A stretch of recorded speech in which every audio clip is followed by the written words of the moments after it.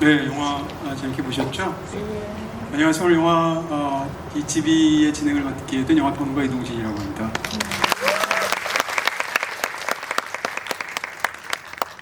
네, 영화 보고 나면 이제 뭐 굉장히 생각이 많으시기도 하고 또 영화가 무척 좋아서 흡족한 마음도 드시고 무엇보다도 감독님 또 배우분들 뵙고 싶으실 텐데요. 큰 박수로 맞아주시면 시작하도록 하겠습니다.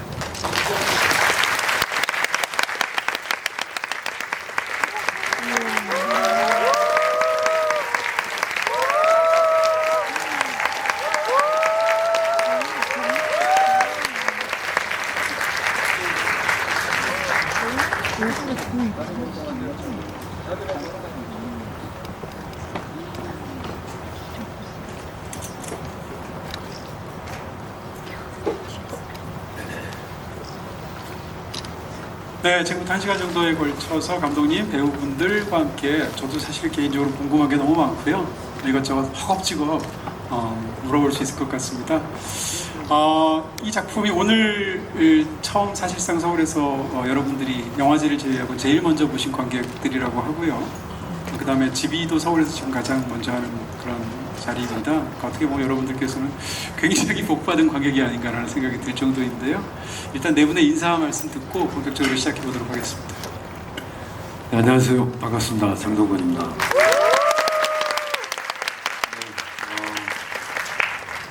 평론가님 말씀대로 이제 오늘이 영화제 제외한 그 순수 일반 관객 여러분들께 영화를 처음 선보이는 날이어서 굉장히 여러분들 영화 어떻게 보셨을지 궁금합니다.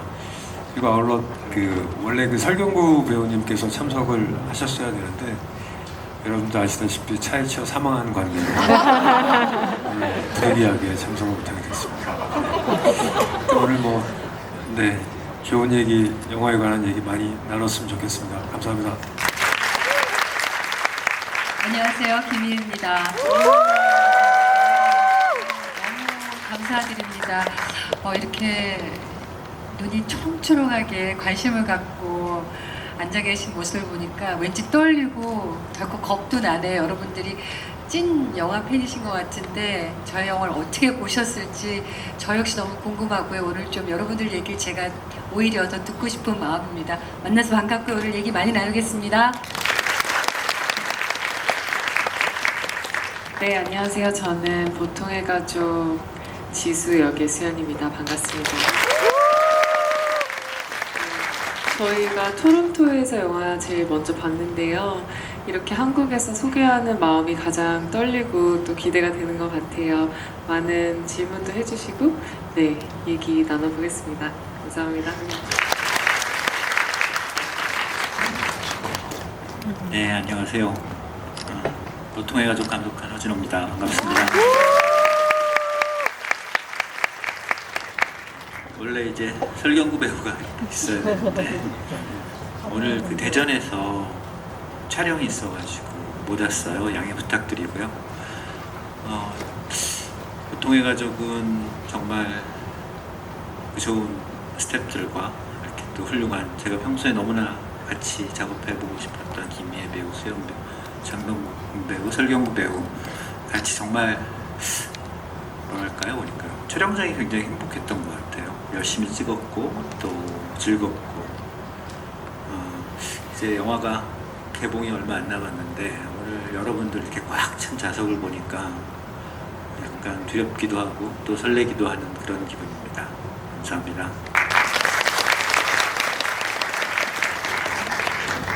네, 사실 보통의 가족 굉장히 보고 싶었던 영화였습니다. 개인적인 말씀을 먼저 드린다면 일단 작년 토론토 영화제부터 그러니까 이제 어떤 영화가 좋다 안 좋다는 이야기를 보통 일반적으로는 충무로 쪽에서 먼저 전해져 오게 되는데요. 이 영화의 경우에는 본격적으로 작년 이맘때에 토론토에서부터 캐나다에서부터 그런 얘기들이 들어와서 영화가 얼마나 좋으면 해외에서 이렇게 높은 평가를 받을까라는 생각을 했습니다. 더구나 또 허진호 감독님 영화이시고 또 출연 배우들도 워낙 또 제가 보고 싶었던 분들이라서 그러다가 한 달쯤 전에 이 영화를 이제 먼저 보게 되었는데요. 가장 먼저 든 생각은 일단 영화가 좋다는 것보다도 있지만 또 한 가지는 정말 다행이다라는 생각을 했습니다. 사실 곧 이제 2024년 영화들, 한국 영화들을 결산해야 되는데 만약에 결산하는 자리에서 보통의 가족이 없었으면 얼마나 허전했을까라는 생각이 들어서 제 입장에서 굉장히 감사한 마음까지 들었던 그런 뛰어난 작품이 아닌가라는 생각을 하게 됐습니다. 자, 지금부터 시작을 하도록 하겠습니다. 허진호 감독님께 먼저 질문을 드리겠습니다. 사실은 이제 이전에 많이 하셨던 작품들 그런 경우도 있고 아닌 경우도 있었습니다만 이 작품 같은 경우에는 애초에 기획이 있었고 그 상황에서 감독님께 이렇게 온 것 같아요. 그랬을 때 더군다나 이 영화의 원작인 그런 소설도 국내에서 꽤 오래전에 출간이 된 상황이고 그 상황에서 이 이야기를 보셨을 텐데요. 기획을 듣거나 시나리오를 처음 받아서 보시면서 이 이야기가 감독님의 마음을 끌었던 가장 큰 부분이 있다면 어떤 건지 그 얘기 먼저 여쭤보게 됩니다. 그러니까 저도 이제 완성된 시나리오를 받은 경우는 많지 않았던 것 같아요. 이번에 처음이었던 것 같은데 물론 그 후에 시나리오는 많이 고치고 또 고쳤지만은 처음에는 그리고 나서 이제 영화를 봤어요. 영화가 너무 다 좋더라고요. 그래서 하지 말아야겠다 생각을 했는데 그래서 제가 그 어떤 사람의 어떤 양면적인 모습들 이런 것들에 대한 관심이 많았었어요. 근데 그런 부분들을 내가 좀 어떻게 표현할 부분이 있지 않을까라는 생각이 들었고 또 하나는 이야기를 한국 사회로 가지고 온 거잖아요. 근데 한국 사회, 저도 이제 사회적인 문제에 대해서는 의도적으로 좀 이렇게 많이 이렇게 이야기를 영화에서 담지 않았던 것 같은데 한번 해보고 싶었던 생각이 있었어요. 그리고 또 하나는 저도 이제 제 아들이 중2인가 그때 1인가 그랬었는데 너무 힘들었거든요. 그래가지고 이 영화를 내가 좀 정말 솔직하게 잘 만들 수 있지 않을까라는 그런 기대를 가지고 용기를 내서 선택하게 됐습니다. 네, 한국 사회에서 중학교 2학년은 뭐 괴물이죠. 그런 또 비하인드가 있었군요. 네. 감독님께서 지금 말씀해 주셨는데 사실은 배우분들은 어땠을까 이런 굉장히 완성도 높고 제가 뭐 시나리오를 본 것은 아닙니다만 시나리오에서도 아마 완성도가 굉장히 높은 것 같고요. 저는 이제 원작 소설을 몇 년 전에 본 상황에서 이 영화가 되었다고 했을 때 이걸 한국적으로 어떻게 바꿀까 했는데 사실은 모르고 보면 지금 들으시면서도 아마 놀라신 분이 있을 것 같은데 그냥 기본적으로 한국에서 만든 시나리오 같거든요. 그러니까 단순히 번안된 각본이 아니라 그 자체로 아주 잘 착정된 그런 뛰어난 각색이라는 생각이 드는데요. 일단 그 장동건 씨께 먼저 질문을 드리겠습니다. 이게 원작 소설에서는 사실은 이 동생이 역사 선생님이에요. 역사 교사. 근데 이제 이 영화에서도 의사로 바뀌었는데 또 의사하면 제일 먼저 떠오르는 배우 중에 하나가 장동건 씨지 않습니까? 네, 예전에 의가 형제라는 정말 어마어마한 그런 제가 찾아봤는데 시청률이 30%가 넘더라고요. 그러면서 저희가 대기하면서 얘기를 하면서 30% 했는데 혼자 안 오신 분이 김희애 씨셨어요. 왜냐하면 아들과 딸 60%. 조금 전에 그런 순간이 있었는데요. 네, 제가 질문 드리고 싶은 건 사실은 의가 형제에서도 이제 굉장히 까칠하면서도 개성이 강한 동생 의사 역을 하셨어요. 경우는 다르지만 이 영화에서 이제 오랜만에 의사 역으로 다시 돌아오셨는데 처음 연기를 하시면서 어떤 생각들 하셨습니까? 의가 형제가 97년도였으니까 지금 뭐 거의 30년 됐군요. 이게 절반 정도는 안 돼요. 그 드라마는 이제 뭐 그 의학 드라마였었고 조금 더 뭐 의사로서 어떤 전문적인 부분들이 많이 보여줘야 되는 그런 드라마였다면 이번 영화는 사실 뭐 의사라는 직업이 뭐 그렇게 중요하다기보다는 처음 이 시나리오를 받고 그런 생각이 들었어요. 그러니까 이 인간의 어떤 양면성 같은 것들을 보여줄 수 있는 것들이 좋았고 제가 그동안 했던 뭐 영화 속의 캐릭터들이 좀 현실적이지 않은 캐릭터들이 많았거든요. 뭐 전쟁터 속의 인물이라든가 뭐 킬러 아니면 뭐 최근 뭐 드라마에서는 뭐 고대 시대 왕 뭐 사극에서는 또 뭐 좀비 분장도 하고 막 이랬었는데 되게 현실에 있을 법한 현실의 땅을 붙인 어떤 캐릭터여서 생각해보니까 내가 이런 연기를 해본 적이 별로 없다라는 생각이 좀 들었고요. 그리고 뭐 감독님 말씀처럼 저도 이제 그 두 아이를 키우는 이제 아버지의 입장에서 이 재규라는 사람이 어떤 사람인지 되게 잘 알 것 같았어요. 그리고 저랑 비슷한 점이 굉장히 많은 것 같았고,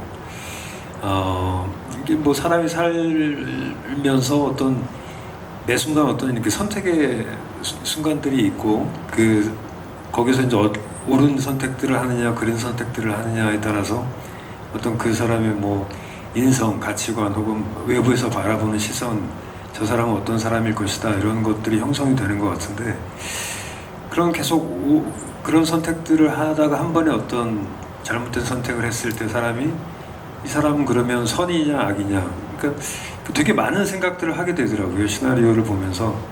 그래서 이게 저라는 인간, 나라는 사람은 어떤 사람일까라는 데까지 되게 근원적인 생각까지 이렇게 깊이 생각하게 해주는 그런 시나리오였어요. 그래서 거기다가 이제 뭐 허진호 감독님께서 연출하시면 굉장히, 저는 이제 허진호 감독님하고 같이 한번 작업을 했던 경험이 있어서 예전에 위험한 관계라는 영화였는데, 그래서 이제 뭐 허진호 감독님이 이것을 만드시면은 굉장히 뭔가 좀 재미있는 작업이 되겠다라는 생각이 들었었죠. 네. 허진호 감독님의 영화가 이제 훌륭하고 우리 곁에 많이 남아있는 그 이유가 뭐 한 37가지 정도쯤 될 텐데요. 그 중에 한 가지가 특히 배우분들이 사실은 다 반짝반짝 빛나는 영화들을 그동안 만드셨죠. 이번 영화도 마찬가지일 것 같습니다. 김희애 배우님께 좀 여쭤보고 싶습니다. 사실은 이 영화 시나리오를 딱 받아보시고 나서 굉장히 어떻게 생각하면 숨이 막히셨을 수도 있을 것 같아요. 왜냐하면 처음부터 끝까지 사실상 갈등이 거의 한 번도 후진 없이 간다고 생각할까요? 뭐 이런 쪽으로 영화 자체가 굉장히 정말 감정적으로 들끓고, 거기에서 정말 묘한 위치에 있는 것이 영화 속에 등장하는 연경이라는 캐릭터지 않습니까? 처음 이 영화의 제안을 받고 보셨을 때는 어떤 생각하셨습니까? 글쎄요, 뭐 대부분 작품들이 희노애락에 있고 막 또 어떤 갈등이나 폭발 이런 게 있기 때문에 매번 뭐 제가 마주해야 될 문제라서 저는 뭐 그런 거는 오히려 즐기고 있고요. 예, 그런 감정이 많은 게 배우로서는 큰 선물 같은 거라고 생각하거든요. 뭐 그런 거 뭐 매력적으로 다가왔었고, 뭐 말씀하셨듯이 허진호 감독님은 제 그 어릴 때 저 감독님이랑 좀 해보고 싶다. 봄날은 간다, 8월의 크리스마스, 이런 작품들은 여배우들에게는 정말 로망 같은 작품인데 이번은 저한테는 안 그렇더라고요. 굉장히 나하고 질투가 많고 막 이쁜 동서한테 아주 그냥 쌀쌀맞게 쌍욕도 하고 예. 예, 그래서 대리만족했습니다.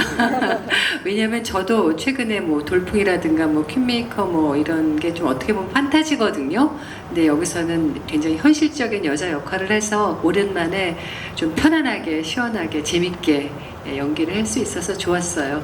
예. 네, 말씀하시니까 진짜 감독님 영화에 나왔던 그 여자 주연 배우들만 쭉 보면 한국 영화의 가장 찬란한 그런 거지 않습니까? 라인을 보면 심은하 씨, 또 이영애 씨, 심지어는 중국의 장쯔이와 그렇죠? 네, 장백지 씨까지 오게 되고 드디어 김희애 배우님까지 나오시게 된 건데요. 이런 어떤 그 배우들의 호화 라인업과 또 허진호 감독님의 신작에 또 처음 초대받으셔서 수현 배우님은 어떠셨습니까?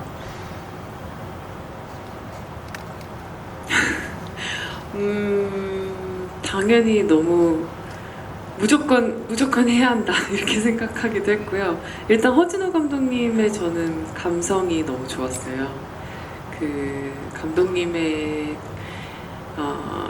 만나서 작업하는 게 그래서 제 버킷리스트에서도 정말 1번이었고, 근데 설경구 선배님한테 이 여자 배우들 지수 캐릭터에 어때라고 했을 때 경구 선배님이 수연 궁금해라고 해주셨대요.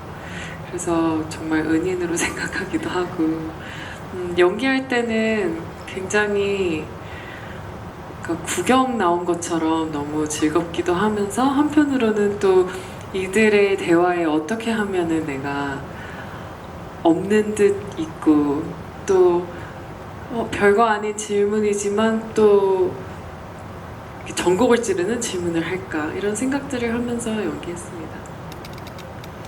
사실 이제 감독 입장에서 이 현장에서 배우들이 연기를 보는 기분은 어떨까 이런 걸 상상하게 되는데요.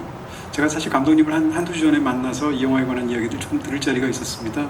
그때 감독님께서 현장에서 사실 이 영화는 다른 영화랑 달리 좀 여러 번 반복해서 촬영하는 방식을 썼고 카메라도 여러 대를 사용하셨다는 말씀을 여러분도 보시면 눈치채시겠지만 그런 이야기를 하셨는데요. 현장에서 정말 그 들끓는 열기가 어마어마했다 이런 이야기를 하셨습니다. 근데 그 말 끝에서 굉장히 재밌게 덧붙이신 말씀이 제가 그래서 아니 나머지 세 배우의 경력이나 연기력이나 이런 것은 정말 엄청난데 당연히 수현 배우님도 훌륭하시지만 상대적으로는 좀 나이로든지 이런 게 그래서 수현 배우님 어떠셨습니까? 여러분이니까 전혀 안 쫄던데요? 이렇게 얘기하시더라고요. 그래서 그 정도로 어떻게 생각하면 다 대담하게 연기를 하셨는데 어떠셨어요? 그렇게 나머지 세 배우들이 사실은 다 한국 영화 역사이지 않습니까? 그 사이에서 연기하시는 기분? 그냥 글쎄요. 감독님을 믿는 부분이 가장 컸던 것 같아요. 우선은. 그리고 어찌 됐건 지수라는 캐릭터가 어렵다라고 생각한 부분이 더 커서 그거에 집중을 해서 하다 보니까 그래 나 스스로도 지수는 나만 할 수 있는 부분이 또 있겠지라고 그거를 찾고 쫓고 했던 것 같아요. 그래서 선배님들은 사실 감사한 게 저에게 어떤 부담을 주거나 이렇게 뭔가 대선배 같은 그런 좀 이렇게 제가 눌릴 만한 기운을 주시는 게 아니라 오히려 제 연기에 대해서 리액션을 또 바로 또 해주시고 웃어도 주시고 하니까 저는 더 편안하게 할 수 있었어요. 어벤져스에 나오신 분이시기 때문에 뭐 장동건, 설경구, 김희애춘이라는 그런 마인드이셨을 거예요. 아 그러네요. 어떻게 보면 가장 비싼 영화에 출연하신 분은 수현이라고 할 수 있겠네요. 네. 영화 속에 보면 사실은 이 영화가 굉장히 복잡한 과거의 이야기들이 이 형제나 혹은 부부들 사이에 있을 것이다라는 추측은 되지만 정확하게 어떤 일인지 영화가 묘사하지 않습니다. 그래서 갖고 있는 굉장한 생동감이 있는데요. 배우분들은 좀 다르게 받아들이지 않았을까라는 질문을 드립니다. 무슨 얘기인가 하면 이제 김희애 배우님께 여쭤보고 싶은 건 영화에서는 정확하게 나오지는 않지만 연경하고 재규하고 어떻게 사귀어서 어떻게 결혼을 했으며 그 다음에 영화에도 약간 추측은 되지만 어머니를 어떻게 모시게 되었을까 이런 부분들에 대한 사실은 백스토리가 당연히 있을 거라고 상상이 되는데요.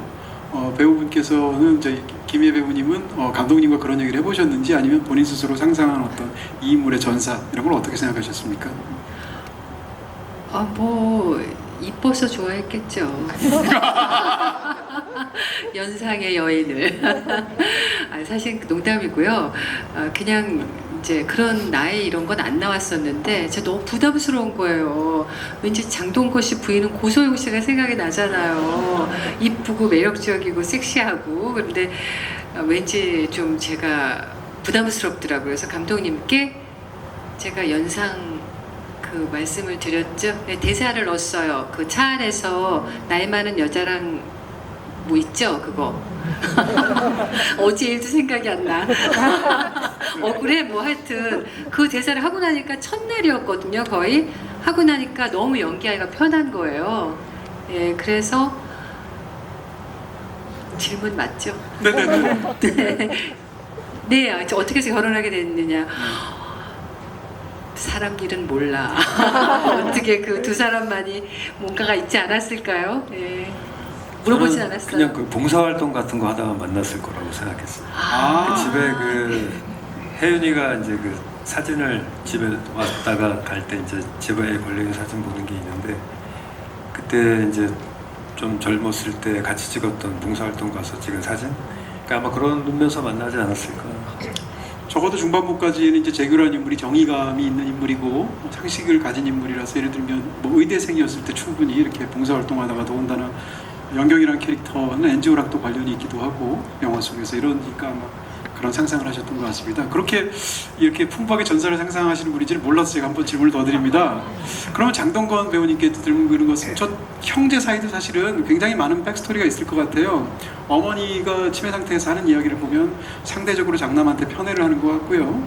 그런 과정 속에서 굉장히 복잡한 이야기, 또 제가 이 영화를 보고 나서 느낀 거는 변호사가 의사보다 돈 잘 버는구나, 이걸 제가 또 느끼기도 했는데, 이런 식으로 두 사람 사이 재력에도 또 차이가 있지 않습니까? 거기에 관해서는 어떻게 상상을 하셨습니까? 일단 형제 사이는 저는 이제 대본을 봤을 때는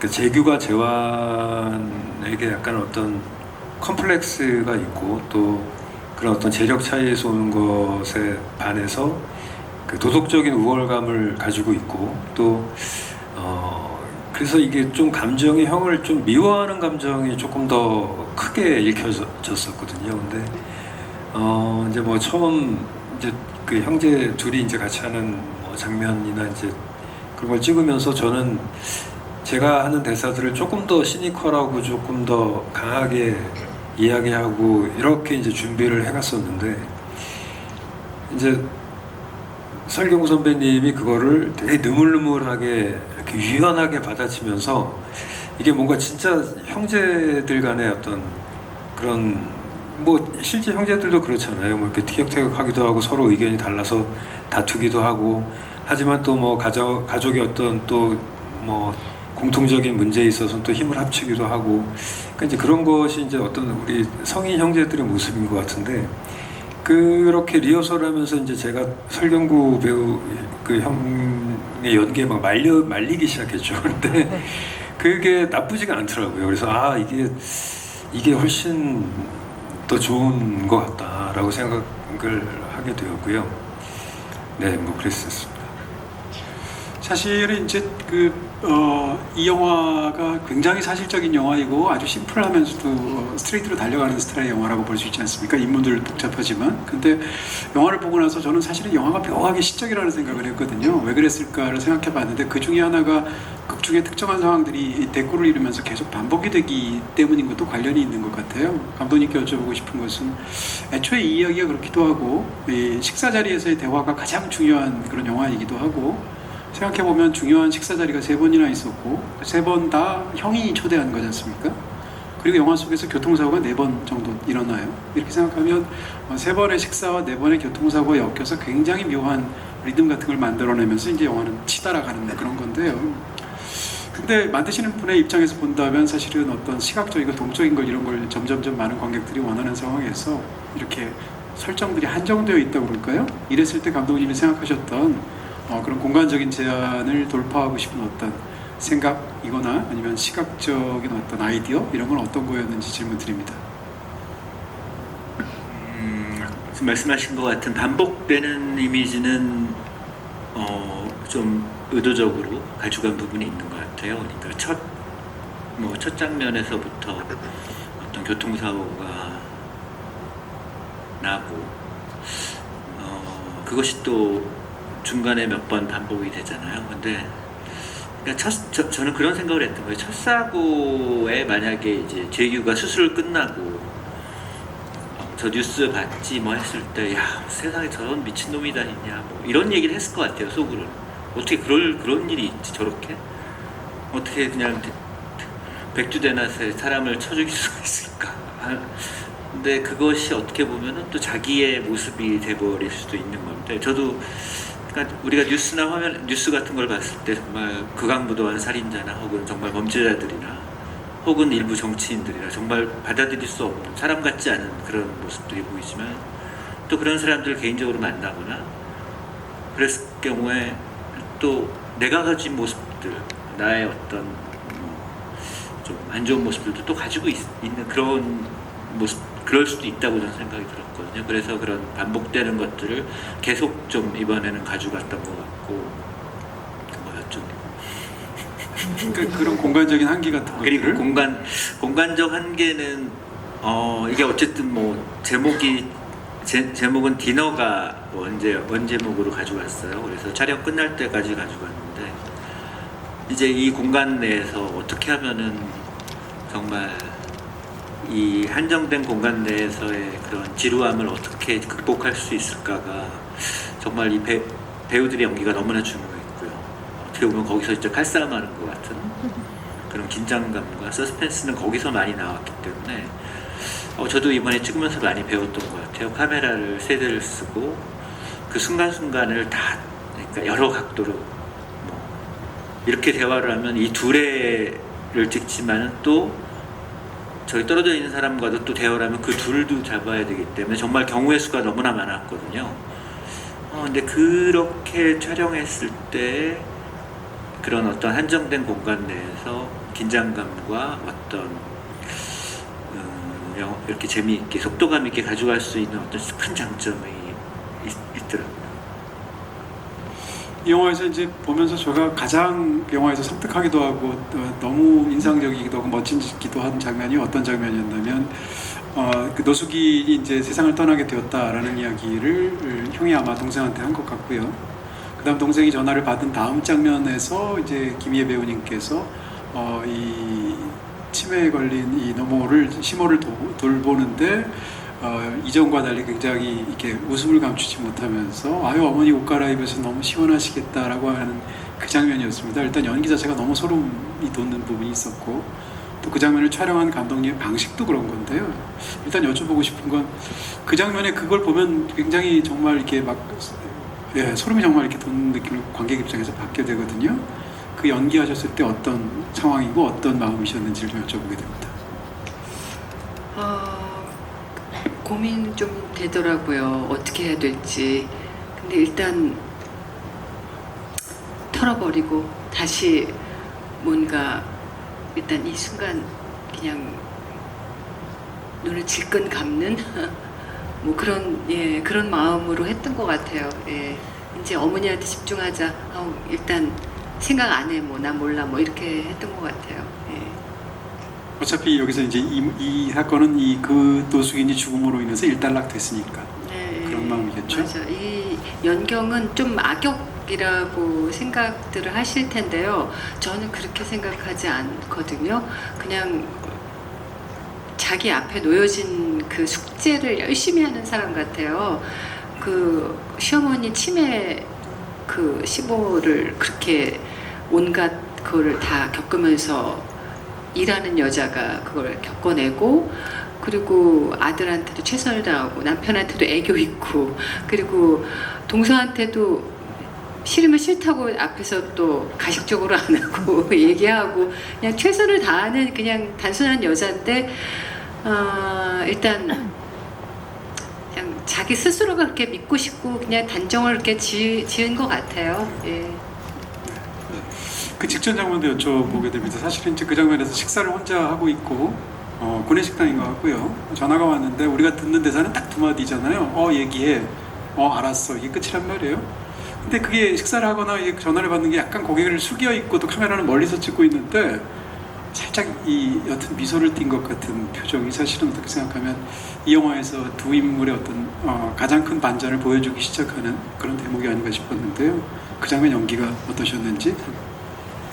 그 장면을 사실 감독님과 굉장히 이야기 많이 나누고 그때 이제 재규의 감정이 어땠을까에 대해서도 생각을 하고 또 그렇다면 관객들에게 어느 정도까지만 표현을 해야 되느냐까지 사실 굉장히 치밀하게 계산된 신이었긴 했어요. 그래서 테이크도 굉장히 여러 번 갔고 그때 뭐 재규의 심정은 분명히 어떤 굉장히 이 영화에서 중요한 어떤 재규의 심경 변화의 중요한 장면 중에 하나였다고 생각하는데 이제 그 일로 인해서 재규는 어떤 본인이 선택할 수 있는 딜레마로 전환이 된 것 같다는 생각이 들었어요. 그전에는 그동안에 자신이 해왔던 어떤 그 가치관과 외부의 어떤 시선에 의한 선택들이었다면 그 노숙자의 죽음으로 인해서 그 어쩔 수 없는 딜레마가 이제 선택지가 생기는 딜레마로 전환이 됐다 그 생각이 들었거든요. 그런데 그 이후로 이제 사실 뭐 그 시호 아들과 이제 뭐 캐치볼도 하고 또 고수부지에서 아들이 참여하는 모습도 보고 그 이후로도 사실 이제 뭐 집에서 저녁 때 아들이 잠자는 모습을 멀리서 보는 장면 뭐 이런 또 몇 장면들이 더 있는데 그런 것들이 이제 좀 편집이 되었고요.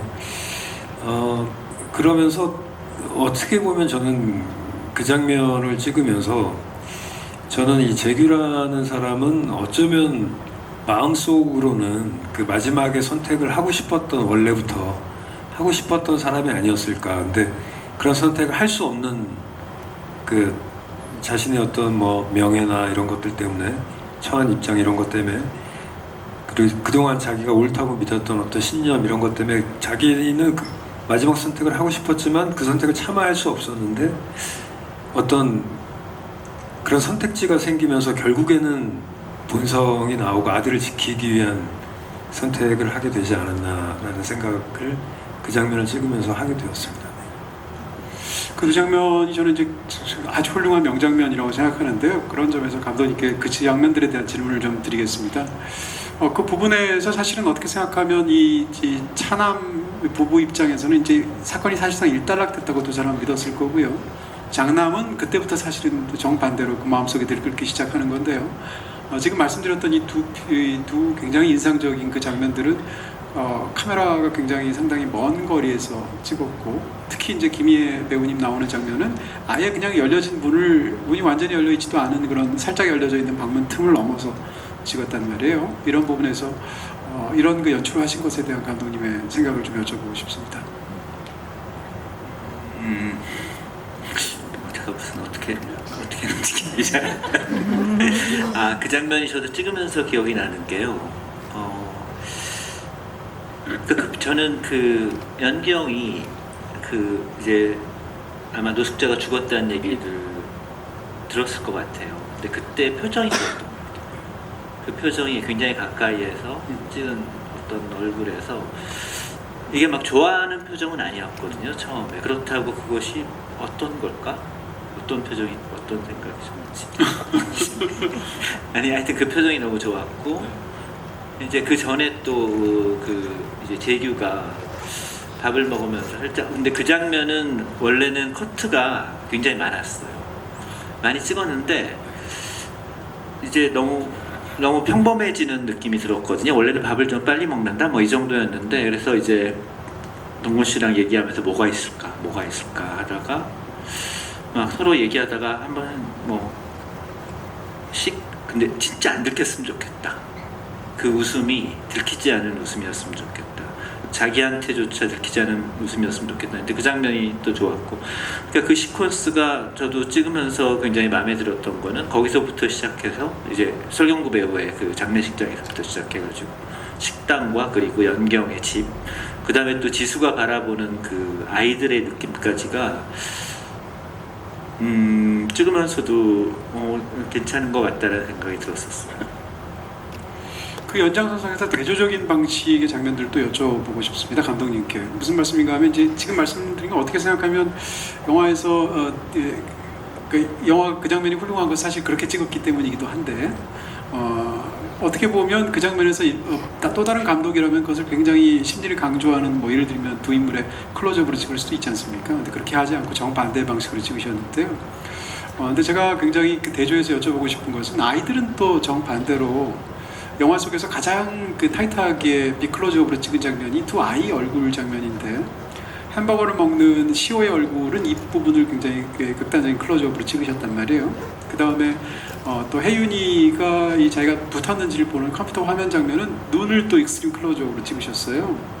근데 영화를 보고 나면 사실은 이 네 인물은 우리가 좀 알 것 같은데 도저히 알 것 같지 않은 아이가 사실은 두 사람이 있는데, 그게 하나가 혜윤이고 하나가 시오란 말이에요. 근데 영화 속에서 그것은 입을 크게 벌리고 있는 클로즈업이나 깜빡거리면서 막 쳐다보고 있는 눈 같은 것은 오히려 두 캐릭터한테 주셨단 말이에요. 이런 그 두 인물에 관한 감독님의 그 10대 캐릭터들에 대해서 좀 여쭤보게 됩니다. 이 장면을 왜 이렇게 찍으신 것과 또 하나는 이제 그 두 인물을 어떻게 생각합니까? 아마 그러니까 그러니까 혜윤이 인물이 이제 대학에 붙었을 때 어떤 그런 표정들을 굉장히 타이트하게 찍었고, 그리고 처음에 또 아이들이 이렇게 사고 나는 장면을 굉장히 타이트하게 찍었었는데, 글쎄 저도 정확하게 기억은 안 나는데요. 아마도 이러지 않았을까라는 생각을 해요. 제가 이들을 어떤 크게 설명할 수는 없잖아요. 이들의 이야기나 이들의 어떤 이들이 왜 이렇게 됐는지 혹은 이들의 다른 모습들을 설명할 수는 없었기 때문에 좀 더 가까이에서 표정으로서 이들의 느낌들을 좀 보여주고 싶었던 것 같아요. 그것이 이제 조금 뭐랄까요? 그러니까 많이 다루지 않지 그 타이트한 표정에서 좀 더 생각할 수 있게 아이들의 모습을. 그래서 저도 이제 그 혜윤이 합격하는 장면에서는 그 홍혜지 배우한테 언제가 제일 기뻤냐 그랬더니 그 자기가 대학 응영학 합격했을 때 제일 기뻤다. 그럼 그 느낌을 가지고 진짜로요? 한번 해보자. 그래서 근데 막 떨더라고요. 그래서 그런 느낌들이 되게 좋았었던 것 같고, 그러니까 그런 부분들은 확실히 있었던 것 같아요. 클로즈업을 통해서 아이들을 좀 설명해보자. 연장선상에서 여쭤본다면, 그러니까 그 저 10대의 두 명의 아이, 시호나 혜윤이라는 아이를 보면 저 아이들은 예를 들면 아주 나쁘게 보면 타고난 악처럼 보이기도 하잖아요.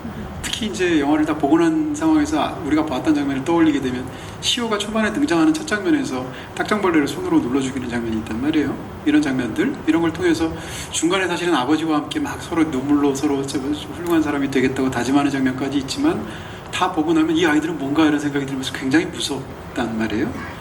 어떻게 생각하면 이게 부모의 목도 있는 것 같고, 어떻게 생각하면 타고난 부분도 있는 것 같은데, 이 무시무시한 두 명의 10대 캐릭터에 대해서 감독님은 어떻게 생각하고 계신가요? 저도 이제 제일 대본과 그리고 찍으면서 걱정이 들었던 거는 너무 아이들을 위약적으로 표현하는 거 아닌가라는 고민들은 많이 했었던 것 같아요. 근데 그러니까 좀 더 뭔가 그 제가 좀 싫어하는 부분인데, 한 사람이 한 면만을 보여주는 것들이 별로 좋아하지 않는 면이고, 근데 그럴 여유가 없었던 것 같아요. 영화에서 여유가 없었던 것 같고, 물론 이 아이들을 만든 거는 글쎄 부모의 책임도 있고, 또한 뭐 그 원작에서 보면은 어떤 그런 폭력이나 그런 것들이 유전되는 이런 느낌들도 좀 같이 주면 어떨까라는 생각도 했었던 것 같고요. 그러니까 하여튼 그 부분은 좀 걸렸던 것 같아요. 저도 제가 아이들에서 조금이라도 뭔가 줄 수 있는 게 없을까 해서 이제 교회를 가서 이제 뭐 봉사활동하자, 너는 성당에서 해라 뭐 하면서, 근데 그거가 조금 약하긴 한데 어쨌든 아이들도 뭔가 자기가 그런 어떤 주로 이렇게 보여진 장면들은 물론 되게 그 악에 가깝게 보였지만은 분명히 다른 면도 있을 것 같고, 그런 생각을 가지고 찍었던 것 같아요. 덧붙여서 제가 조금 말씀드리면, 감독님이 그런 얘기를 실제 한 적이 있거든요. 현장에서도 야, 이거 너무 아이들을 나쁘게 그리는 거 아닌가, 그러면서 한편으로는 또 들었던 생각이, 이 영화가 어떤 그 사실 관점이 이제 부모의 입장에서 보게 되는 영화잖아요. 그리고 여기에 나오는 어떤 우리 부모 어른들 캐릭터들은 굉장히 현실에 기반을 둔 캐릭터라면, 아이들은 어떤 그 부모들의 그 자식에 대한 별의별 걱정에 대한 어떤 어떻게 보면 판타지 같은 그냥 그런 캐릭터로 설정을 한 것이라고 생각이 들었어요. 그러니까 저도 뭐 그 막내딸 첫 유치원 가는 날이 아직도 생생한데, 정말 갈 때 별의별 생각이 다 들거든요. 가다가 뭐 차에서 무슨 사고 나면 어떡하지, 뭐 어떤 그런 아이들이 잘못되는 어떤 그 나쁜 상상의 끝에 있는 그런 캐릭터가 우리 영화 속의 어떤 아이들의 모습이었을 수 있겠다라고 생각이 들었습니다. 예, 그런 측면에서 새 캐릭터에 관한 얘기를 배우님들께 각 질문을 드리고 싶은데요. 일단 수연 배우님께 이 지수라는 인물에 대한 질문을 드리게 되는데, 영화 속에서 사실상 엄마임에도 불구하고 엄마라고 적극적으로 주장할 만한 그런 상황이 굉장히 어렵게 되어 있는 심리를 갖고 있고요. 그 영화에서 굉장히 잘 표현되고 정말 그럴 것 같다고 생각되는 것 중에 하나가, 수연 배우님이 연기한 그 지수라는 캐릭터는 이 식사 자리 같은 데서도 세 사람은 앉아 있는데 혼자 서 있는다던가, 중간에 사랑이를 보려고 잠깐 퇴장을 한다던가, 마지막 순간에 엔딩 장면에서 그런 참극이 벌어질 때도 핸드폰 가지러 안에 들어가 있는 상황이잖아요. 이런 식으로 이 인물은 거기에 완전히 들어가 있지도 않고 그렇다고 나와 있지도 않은 그런 인물에서 이 나머지 세 사람하고 심리적인 위치가 굉장히 차이가 있습니다. 그런 것을 연기하실 때 어떤 본인의 상황이라고 볼까요? 마음가짐 같은 게 어떤 건지 질문드립니다. 네, 지수를 하면서 가장 어려웠던 부분이에요. 정말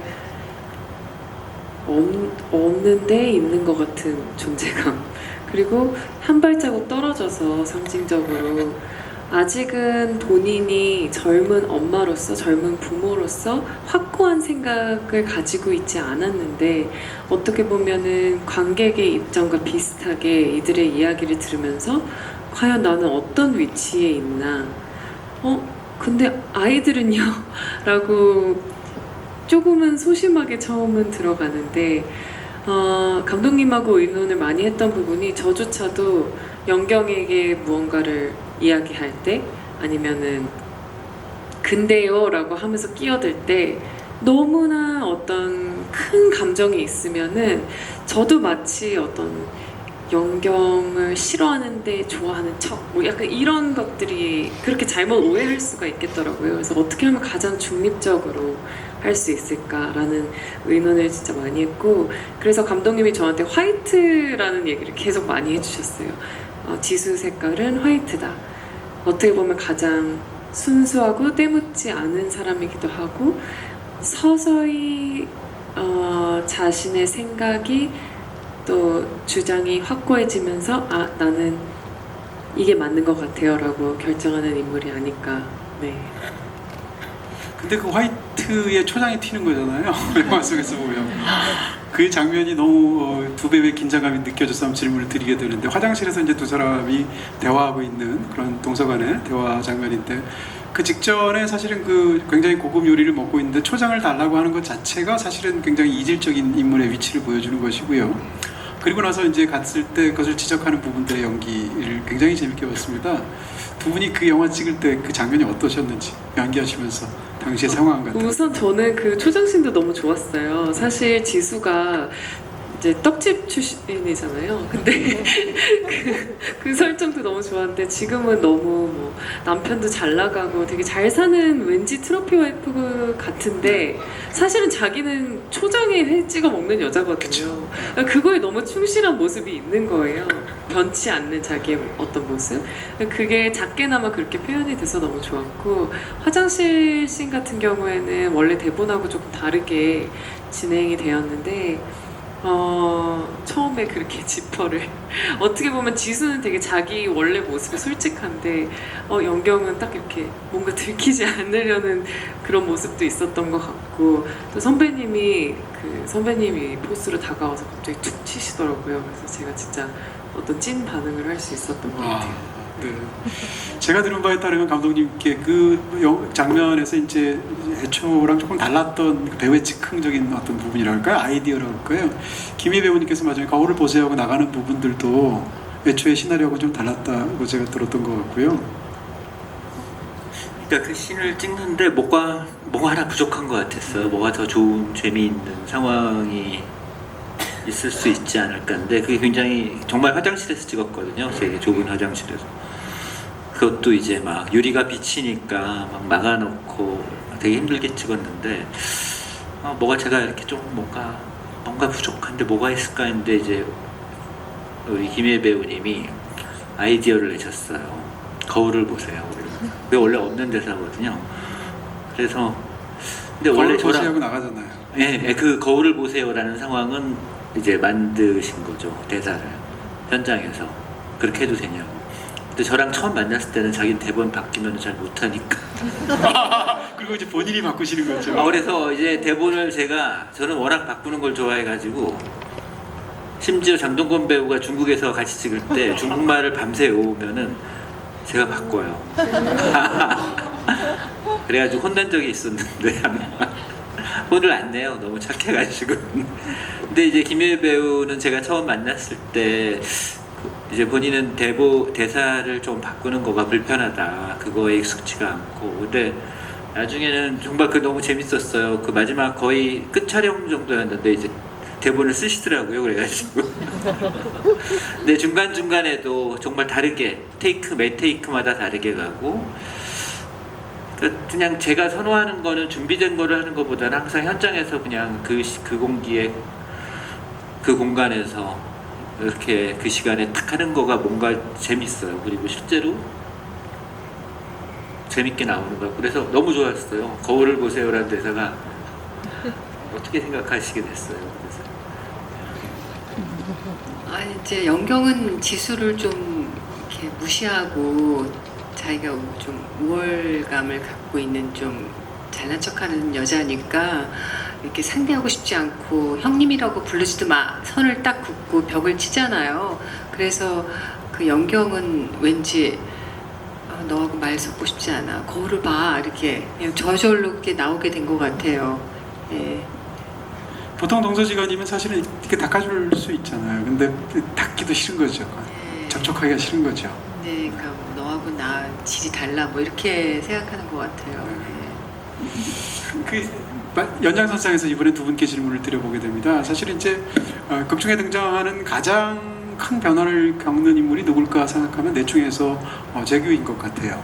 재규라는 이 인물, 더군다나 이제 아까 말씀드린 것처럼 의도적으로 영화가 반복된 상황을 보여주면서 점점 달라지는데, 영화에서 제가 말씀드린 것처럼 교통사고가 모두 4번이 나게 되는데, 처음 교통사고의 결과로 다친 사람을 치료해주면서 영화에 첫 등장을 하시고요. 그러다가 형이 굉장히 위압적으로 칠 뻔한 상황을 일부러 의도적으로 만들었을 때 칠 뻔한 사람으로 나오고요. 그 다음에는 고라니를 치어서 죽이는 장면이 나오고, 마지막으로는 형을 치어서 뭐 죽은 건가요? 보낸 건가요? 네, 뭐 그럴 수도 있고 아닐 수도 있겠습니다만, 제가 제 질문 드리고 싶은 것은 그러니까 이 인물을 어떻게 보면 가장 변화가 큰 인물이고, 관객 입장에서 보면 가장 실망스러운 어떤 결정을 하는 인물이지 않습니까? 이런 그 가장 극적으로 많이 변하는 인물을 연기하시면서 이 인물이 가장 중요한 것, 그리고 또 이 인물의 이런 변화가 어떻게 이루어졌다고 생각하시는지에 대한 질문 드립니다.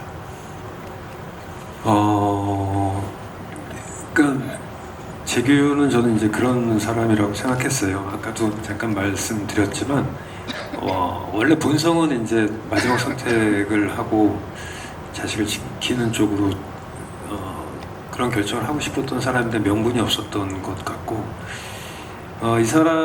이 재규의 이제 첫 등장서부터 이제 마지막까지 이렇게 보면은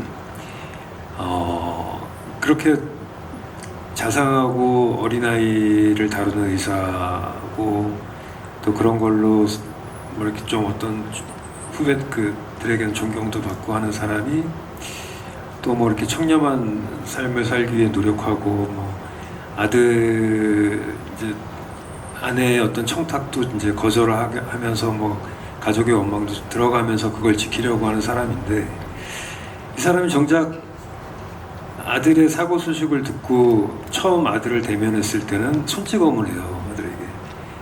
그리고 마지막에 이제 그 태도를 바꾼 다음에 마지막 식사에서는 이제 형이 설득이 안 되니까 그 형이 원하는 거 해주겠다고 하면서 그 합의를 해주겠다는 얘기를 하죠. 그것도 어떤 본인의 신념과는 이제 어긋나는 딜을 하는 건데, 그것도 안 먹히니까 그 다음에는 형한테 욕을 하죠. 그리고 심지어 멱살을 잡고 마지막에는 그런 극단적인 선택까지 하게 되는 이제 그런 사람인 거죠. 근데 그런 것은 어떤 그 재규라는 사람은 어떤 본성의 영역인 것 같아요. 그래서 처음 그 아이에게 이제 손찌검 한 날도 그 정신없는 그 노모가 저래 순해 보여도 어렸을 때 저랬다라는 대사도 그냥 괜히 들어간 대사는 아니었던 것 같고, 그러니까 이것이 어떤 본성의 문제냐, 이게 똑같은 배에서 나온 두 자식이 너무 다른 성향을 가지고 있는 경우들도 굉장히 많잖아요. 그래서 이게 과연 부모가 아이를 뭐 인도한다는 표현은 좀 그렇지만 이끌어 나가는 것의 어떤 한계가 어떤 것이고, 그런 생각까지도 하게 됐고요. 그러니까 재규는 어떤 이런 일련의 과정들을 보면 어떤 본성 자체가 이제 그런 게 조금 있었던 사람이었던 것 같고, 그러니까 이게 우리가 인간을 뭐 선한 사람, 악한 사람으로 나누는 기준이 여러 가지가 있겠지만, 뭐 법을 어겼을 경우도 그렇고, 어떤 도덕적인 기준을 놓고 봤을 때 우리는 항상 그냥 선과 악의 어떤 경계에서 계속 살다가 어떤 선택을 하느냐에 따라서 그게 규정되어지는 것 같아요. 근데 이제 재규는 어쨌든 그동안은 계속 올바른 선택들을 하면서 살았던 사람이고 본인 자신도 그런 사람일 거라고 스스로를 믿고 있었던 건데 어떤 그런 자식의 그런 범죄 앞에서 결국은 본성이 드러나오는 그런 인물이라고 생각을 했습니다. 이 이야기에서 저한테 가장 그 매력적으로 보이기도 하고 가장 무섭기도 한 그런 어떤 그 부분이 있다면 이런 거였습니다. 그러니까 아이들이 저질러 놓은 어떤 사건들을 수습하기 위해서 또 형제인 부부 4명이 이제 만나서 어떻게 생각하면 제 사후에 해결을 하기 위해서 나누는 이야기들이 영화에서 핵심이 되는 건데요. 근데 정작 영화를 보면 아이들이 그 시호와 혜윤이 저지른 일을 반복하는 인물들이 있습니다. 그 일을 똑같이 수습하는 과정에서 반복하는 인물이 바로 극중엔 장동건 배우님, 그 다음에 김희애 배우님이 하는 이 부부란 말이에요. 영화에서 보시게 되면 예를 들어서 아이는 그 노숙인을 때리고 나서 그 사람이 죽어가고 있는 그 몸을 이렇게 옆으로 끌어서 치우는 장면이 있게 되는데 똑같은 행동을 하는 것이 사실 고라니를 친 다음에 치우는 행동을 하고 있고요. 마찬가지로 김희애 배우님이 연기하는 그 연경이라는 인물도 보게 되면 심지어는 연경과 시호, 그러니까 시호와 혜윤 사이에서 언니는 혜윤, 누나는 혜윤이가 더 나이가 많잖아요. 근데 이분은 연상연하 커플이기도 하고, 그 다음에 또 흥미로운 것은 영화의 초반에 등장할 때 이 노모가 침을 뱉어서 굉장히 모욕감을 느끼면서 등장하게 되는 것이 사실상 첫 장면인데, 애초에 극중에서 시호가 이 노숙인한테 자기가 때렸다라고 하는 그 이유가 노숙인이 먼저 침을 뱉고 욕을 했다라고 하는데 사실은 노모 행동과 겹치거든요. 그런 측면에서 보면 이 인물은 노모를 시호가 노숙인한테 한 것처럼 하지 않았을 뿐이지 이 수발을 하면서 수도 없이 어떻게 생각하면 이 아들이 노숙인을 대했던 것 같은 그런 마음속의 상상 같은 것을 이 인물이 하지 않았을까 생각하면 굉장히 무서운 부분이 있죠. 더군다나 마지막에 가면 이제 혜윤이가 그런 말을 하지 않습니까? 이 거린들의 수명은 46살밖에 되지 않는다고 하는데 비슷한 말을 하거든요. 그 중에서 가장 무서운 것 중에 하나가 지난 겨울에 죽었을 수도 있는 사람 때문에 우리 아들이 이런 피해를 봐야 되느냐라는 말은 사실상 같은 말이란 말이에요. 이런 측면에서 어떻게 보면 아이들이 저렇게 타고난 악처럼 보이지만 이것들을 그토록 좋아 보였던 부부가 그대로 반복하고 있다는 게 영화에서 가장 무서운 부분일 텐데 제가 여쭤보고 싶은 것은 그 김희애 배우님한테 그런 걸 여쭤보게 되는 겁니다. 그러니까 어떻게 생각하면 이 영화 속에서 서로 소통하지 않고 혼자서 다 해결하려고 하는 어떻게 보면 가장 좀 이상한 캐릭터가 연경이거든요. 왜냐하면 나머지 세 사람은 어떤 일이 벌어지면 상의라도 하려고 동생한테 얘기를 하거나 부부간에 얘기를 하는데 이 인물은 처음에 그 얘기를 들었을 때 옷을 빨려서 흔적을 인멸하려고 하고 심지어는 남편한테도 이야기를 하지 않잖아요. 혼자서 다 해결하려고 하는데 결국 이렇게 되는 인물이란 말이에요. 이런 굉장히 복잡하고 어떻게 생각하면 영화에서 가장 섬뜩한 인물이라고 할 수 있는 뭐 단순한 악이란 뜻은 아니고요. 특히 후반부의 장면들을 연기하면서 배우로서는 어떠셨는지. 저 이동진 감독님 너무 놀래가지고요. 제가 미처 생각 못했고 잊어버렸던 부분들을 지금 건드려 주셔가지고 무섭다. 제가 이상한 인간이군요. 아닙니다. 제가 미처 생각했던 못했던 부분들을 알려주셔갖고 제가 오히려 너무 감사하네요. 근데 아무튼 연경은 그 순간순간에 최선을 다하는 모범생이라는 생각을 해요. 그리고 그만하면 착하지. 아무리 뭐 내숭이고 위선이라고 하더라도 그런 사람이 어딨어요. 시어머니 그렇게 모시고 자기 할 일 다 하고 번역하고 애 키우고 뭐 너무 완벽하잖아요. 근데 아무튼 자기한테 주어진 그 당면 그거 믿어지지도 않고 생각하고 싶지 않고 이걸 어떻게 해? 일단 바로 그냥 이렇게 일단 자기 앞에 주어진 거를 어떻게 빨리빨리 해결하고 해치우는 그런 거지. 이거를 뭐 숨기고 거짓말하고 이게 나쁜 거야 좋은 거야 그것까지 생각 못하는 사람이지 않을까. 맨 처음에는 그게 세탁기에 넣는 거였어요, 옷을. 근데 제가 빨자 그랬어요. 왜냐면 빨래 해본 사람은 알아요. 그런 얼룩은 손빨래 해야 돼. 돌리면 안 되는 거예요? 안 돼요. 손빨래 하고 그 다음에 과탄산수소에 담가놓고. 네, 그래서 하루 종일 담가놓고 그래서 겨우 빠지지 안 빠진다고요. 그 생활을 모르셨던 감독님의 애초에 설정을 바로 잡아주신 거예요. 근데 아무튼 그것도 뭐 저도 뭐 살림은 잘 못하지만 아무튼 이 연경은 되게 완벽한 여자기 때문에 세탁기에다 놓고 한 게 아니라 자기 앞에서 그 증거를 없애야 된다. 나중에 뭐 아직 밝혀지지 않았잖아요. 자기 아들이라는 거를 일단은 깨끗이 빨자, 빨래를. 그렇게 심플하게 생각했어요. 예. 감독님께도 지금 시간이 얼마 안 남아서 좀 여쭤보고 싶은 게 너무 많은데 라스 씬과 관련된 질문을 드리게 됩니다.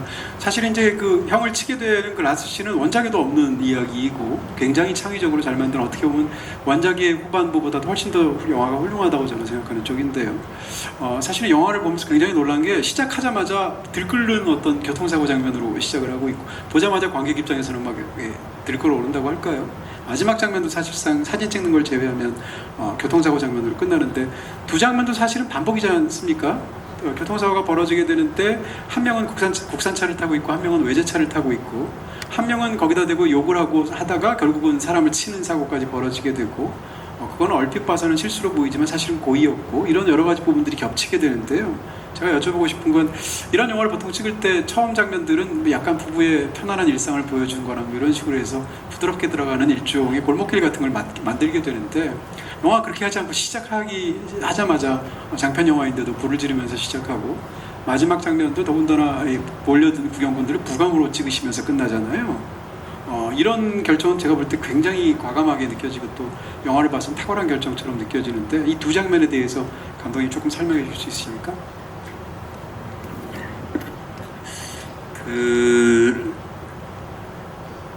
그런 부분이 있었던 것 같아요. 아까 말씀드렸듯이 정말 만약에 제가 영화를 어떤 처음에 누구죠? 형철이 차를 친 사람, 그리고 거기서 야구 배트로 친 사람의 이야기를 영화로 만들 수도 있을 것 같아요. 그렇다면 이 사람들이 그렇게 아주 그냥 또 설명할 수 있는 부분들이 있다고 제가 생각이 들었거든요. 아까 말씀드렸듯이 재규는 또 그렇게 생각했을 거고, 아마 저도 그런 생각을 했었는데, 그러지 않다라는 다른 면의 이중적인 것들, 그런 사람이 가진 어떤, 우리가 사람을 그렇게 쉽게 알 수 있는 부분은 아닌 것 같다라는 얘기를 좀 하고 싶어서 그런 두 씬을 이렇게 대비시킨 것 같고요. 근데 또 그렇게만 가기에는 너무나 영화가 저도 이렇게 불편하더라고요. 그래서 뭔가 하여튼 엔딩에 뭐가 있었으면 좋겠는데 해가지고 두 가지 엔딩으로 찍었어요. 하나는 사진 찍는 거, 하나는 또 재규가 살려낸 아이가 교도소에 가 있을지 모르는데 어쨌든 편지 쓰는 의사 선생님, 이렇게 훌륭한 의사 선생님 저를 살려주셔서 고맙습니다. 이런 게 좀 더 재밌을 것 같기도 하다가, 그 사진 찍는 장면이 재밌었던 거는 그 사진 찍는 분이 진짜 사진 찍으시는 분이거든요, 과학서에서. 근데 그 대사를 그냥 해보라고 그랬는데 그 대사가 재밌었어요. 두 분 왜 안 친하세요? 쳐다보세요라는 거나, 또 재완이한테 집안에 무슨 일 있으세요? 근데 그게 실제로 쓰는 멘트래요. 근데 그게 묘하게 우리 영화랑 뭐가 연관이 있는 것 같아서 그 선택을 한 것 같습니다. 네, 그 꼬마가 했다는 또 다른 대안으로서의 라스 씬도 정말 좋았겠다는 생각이, 이 라스 씬을 너무 좋아하면서도 생각이 들기도 하고요. 지금 말씀하셨으니까 마지막 질문을 제가 그 질문을 드리게 됩니다. 이 영화의 마지막 장면은 사실 한국 영화가 사진 찍으면서 끝나는 장면들이 굉장히 많거든요. 그런데 이 영화만큼 사진 찍으면서 끝나는 장면이 어울리는 경우가 정말 드물겠다고 생각하고, 더군다나 처음에 이렇게 맞출 때 상이 거꾸로 맺히는 장면부터 시작해서, 더군다나 제가 그렇게 생각했던 가장 큰 이유 중에 하나는, 감독님의 첫 영화가 지금도 한국 영화의 걸작으로 남아있는 8월의 크리스마스인데, 저는 찍는 사람이 정원이면 어떨까 이런 생각을 했어요. 8월의 크리스마스에 한석규 씨가 정원인데 한석규 씨가 저걸 찍고 있다면 어떨까 이런 생각을 했었거든요. 제가 드리고 싶은 질문은, 영화를 다 보고 나서 저는 사실은 이 영화 보통의 가족이 굉장히 좋은데, 이 좋은 게 우리가 좋아했고 감탄하고 매료되었던 허진호 감독님의 그 훌륭한 걸작들하고 다른 방식으로 좋잖아요. 그래서 이게 정원이 카메라를 찍는 장면부터 그새 찍히는 이 네 가족에 관한 것들이 얼마나 많이 감독님이 오신 건가 하는 생각이 들었습니다. 제가 마지막으로 여쭤보고 싶은 건, 이 영화에서 감독님을 사실 모르고 이 영화를 보면 저는 이게 허진호 감독님 찍은 걸 모를 것 같거든요. 이런 완전히 다른 쪽으로 뛰어난 작품을 또 한편을 만드셨는데, 앞으로는 그럼 어떻게 될 것 같으신지, 이 영화를 찍은 상황에서 이 작품이 왜 그렇게 유달리 다른 개성을 보이시게 되었던 것 같은지에 관한 질문을 드리겠습니다. 느끼게 됩니다. 마지막인데 너무 좀 이제 곤란하시죠? 좀 자랑 같은데요. 김성수 감독을 그제 이제 시사 끝나고 만났었는데 저보고 너 하던 것만 해라. 너 액션 같은 거 찍지 마. 그래서 굉장히 큰 칭찬. 그게 왜 자랑이? 네. 그러니까 자기 위협이 된다.